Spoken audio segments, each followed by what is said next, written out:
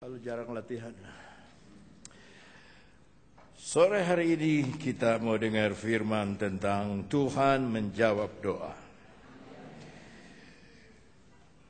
Banyak orang Kristen tidak percaya doa. Itu sebabnya mereka tidak berdoa. Ada yang berdoa tetapi salah berdoa. Dan doa adalah hal yang keahlian yang paling besar di seluruh dunia ini. Bisa ulang? Doa adalah keahlian yang paling besar di seluruh dunia ini. Ini adalah kekuatan rohani yang langsung mengalir dari Tuhan kita. Dia mengalir kepada urusan hidup kita sehari-hari.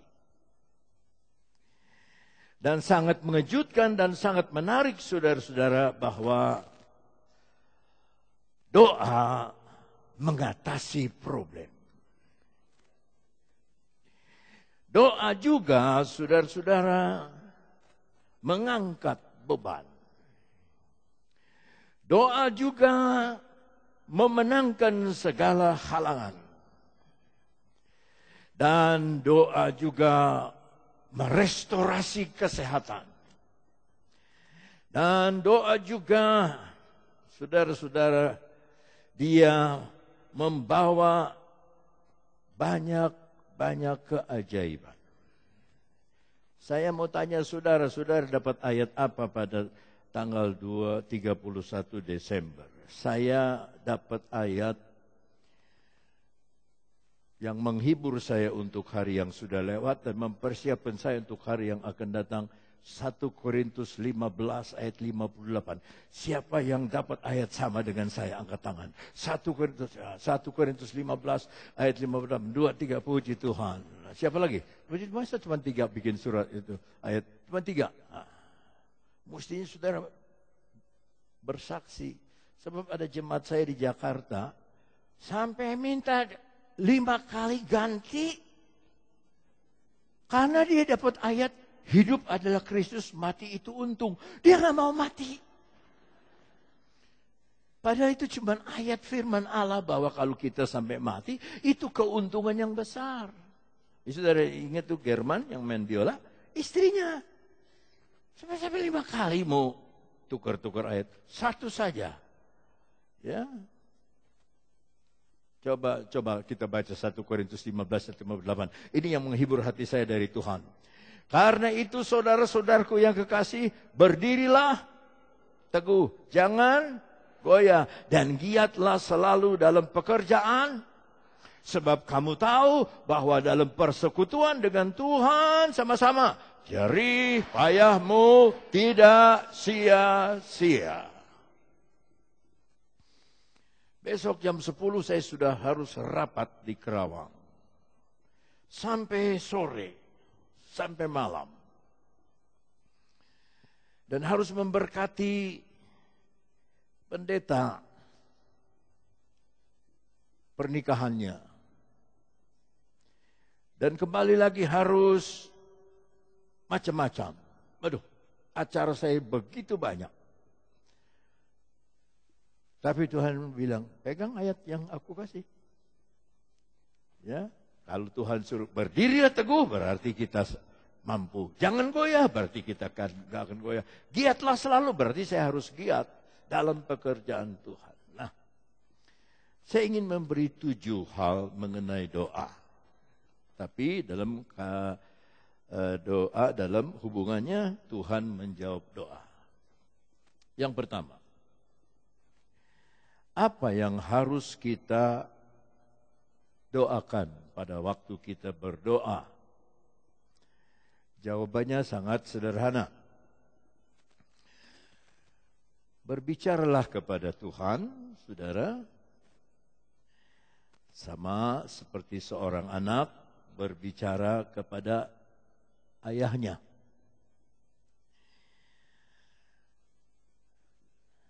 Yang anak itu kasihi. Dan dengan bapak itu, anak itu membangun satu harmoni, satu hubungan yang baik. Dan ceritakanlah kepada Tuhan semuanya. Apa yang saudara harus cerita kepada Tuhan? Segala sesuatu atau semuanya yang ada di pikiran, yang ada di hati saudara, ceritakan sama Tuhan. Umpamanya saudara ingin kawin. Manusiawi. Kenapa? Kenapa ketawa? Orang ada yang ingin kawin. Cerita, Tuhan, saya ingin menikah. Ya, berilah kepada saya jodoh yang sesuai dengan saya. Itu yang pertama. Ceritakan apa? Semuanya.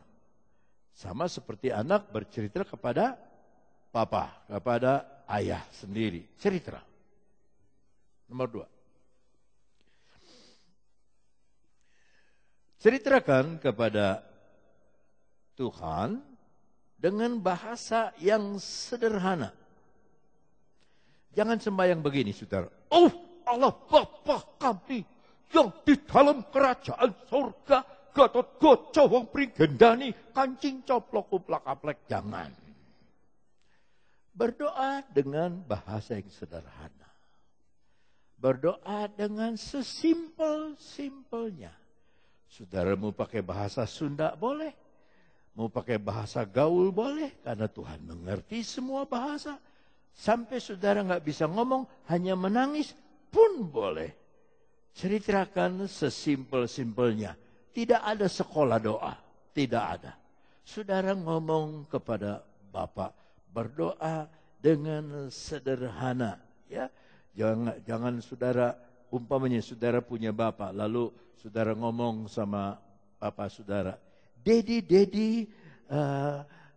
is it better for you if I take a food from refrigerator? Papa, apakah ini menjadi masalah buat Papa kalau saya mengambil makanan dari lemari es? Masa begitu anak? Tidak. Pak, minta itu ya, yang di lemari es ya. Pasti gitu kan? Simple. Pak, minta es batu ya. Mungkin saudara nggak usah minta, langsung aja ke lemari es buka. Sederhana sekali. Pakailah bahasa yang sederhana. Yang pertama apa? Ceritakan semuanya. Yang kedua, pakailah bahasa yang sederhana. Ya. Waktu saudara berdoa secara personal, secara pribadi,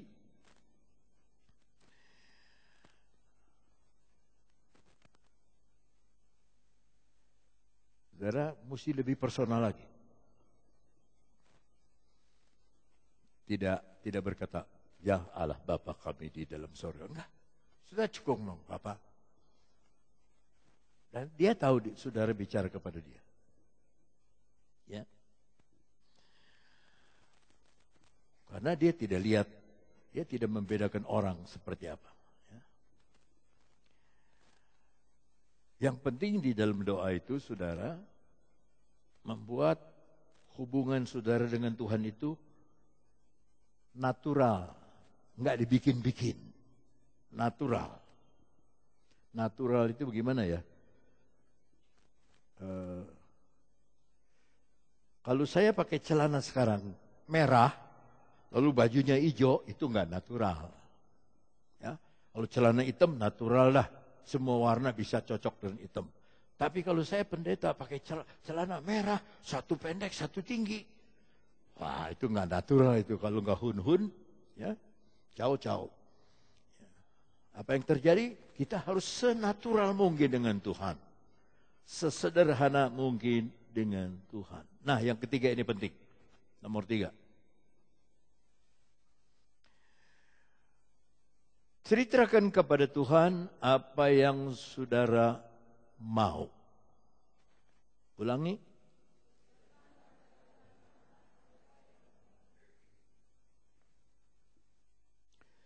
Ketika saudara meminta sesuatu, bukan meminta, mengatakan apa yang saudara mau, apa yang saudara rindukan, itu harus sungguh-sungguh dan penuh dengan iman.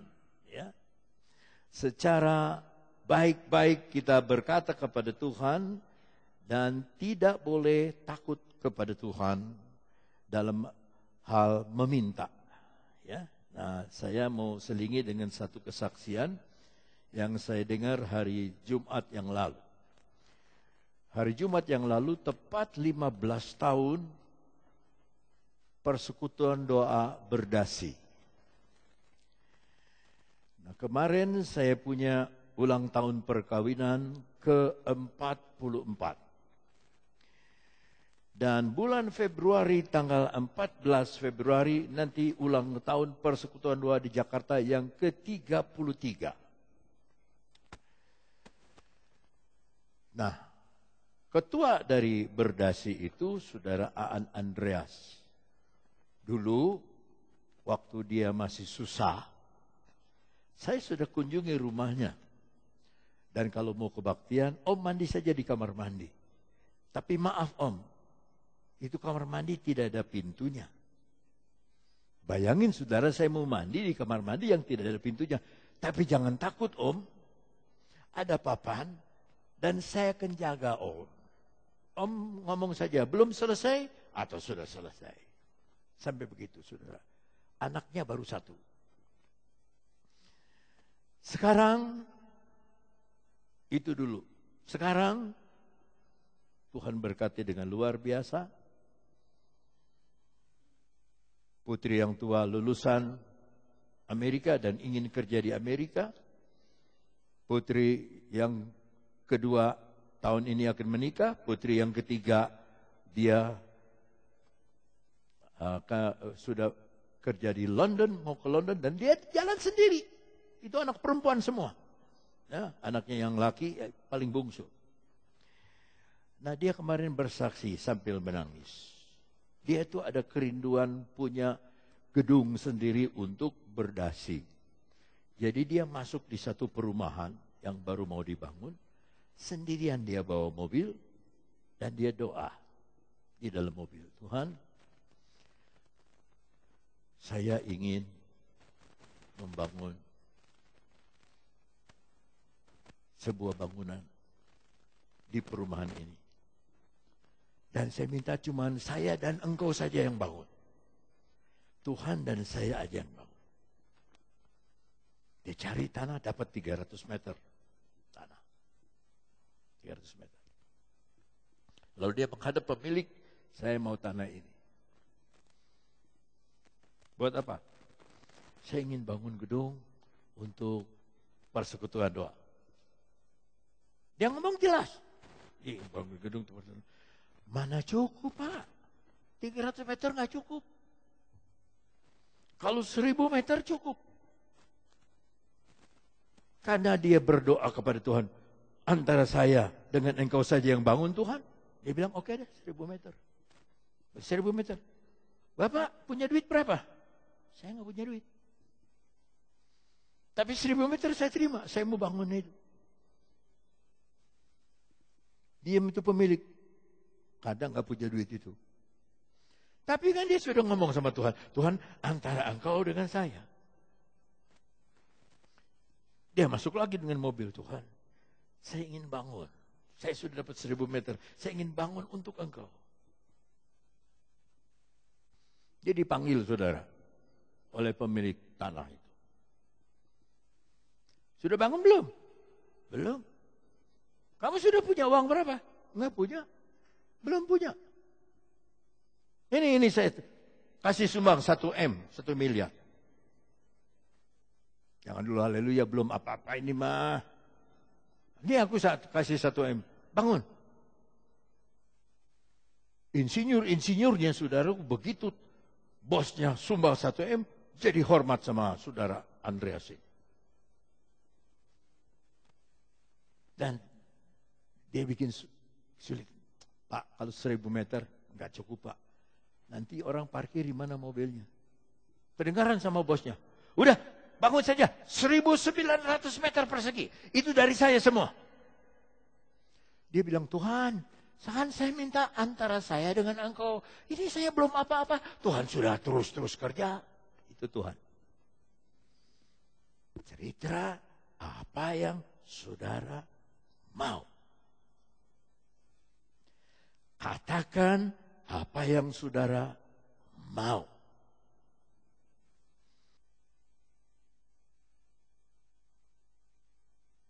Ada satu pendeta, dia tulis di Facebook, yang cerita sama saya pendeta lain. Itu pendeta istrinya baru meninggal dan dia ingin menikah lagi. Lalu dia tulis di Facebook begini, ya Tuhan, jadikanlah saya dengan orang itu. Kalau orang itu belum punya pacar. Baris kedua, ya Tuhan, kalau orang itu sudah punya pacar, putuskanlah. Supaya orang itu jadi sama saya. Kalau itu orang tidak mau, buatlah dia mau, Tuhan.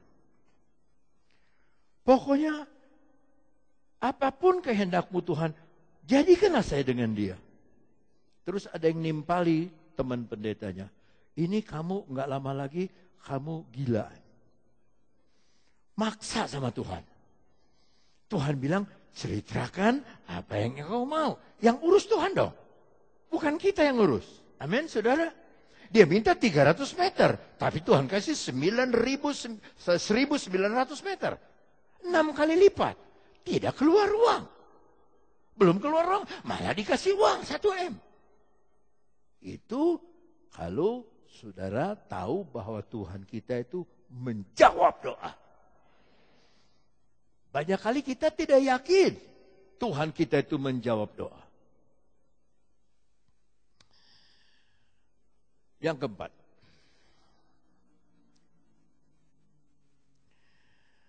biasakanlah berdoa pada siang hari.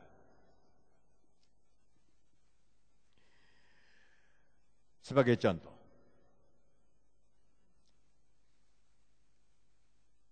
kalau saudara setir sendiri mobil, bayangkanlah di samping saudara itu Yesus duduk.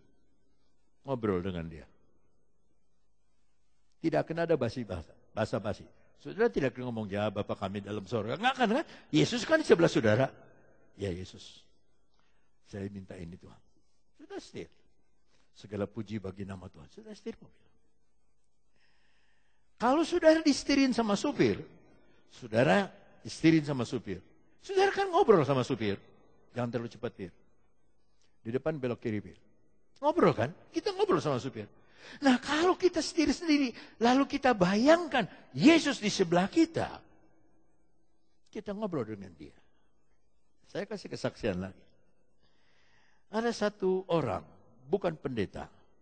Dia membiasakan sebelum tidur, setelah doa sebelum tidur, dia ambil satu kursi, dia dekatkan di tempat dia tidur. Dia bayangkan bahwa di situ Yesus akan duduk. Jadi dia bayangkan saja. Dan dia berdoa seperti di situ ada Yesus. Pada satu malam ketika dia sembahyang, dia pegang kursi itu, kaget dia. Sebab dia pegang satu paha yang besar. Dia buka mata, hilang. Tidak ada lagi. Seperti dia pegang paha laki-laki. Dan ada yang pegang. Oh, terima kasih Tuhan. Engkau hadir bersama saya. Saya potong dengan kesaksian. Dulu saya ketua kaum muda. Dan setiap hari Sabtu ada doa rantai. Saya sama saudara Wancin, ya, saudara Pocuan, Ocang, saudara siapa lagi? Kekong, dan temannya Kekong itu siapa yang meninggal ya? Ada temannya Kekong di gereja yang lama. Dari jam 10 sampai jam 12, 2 orang doa. Jam 12 mereka amin, kita yang bagian kedua, begitu bergilir terus.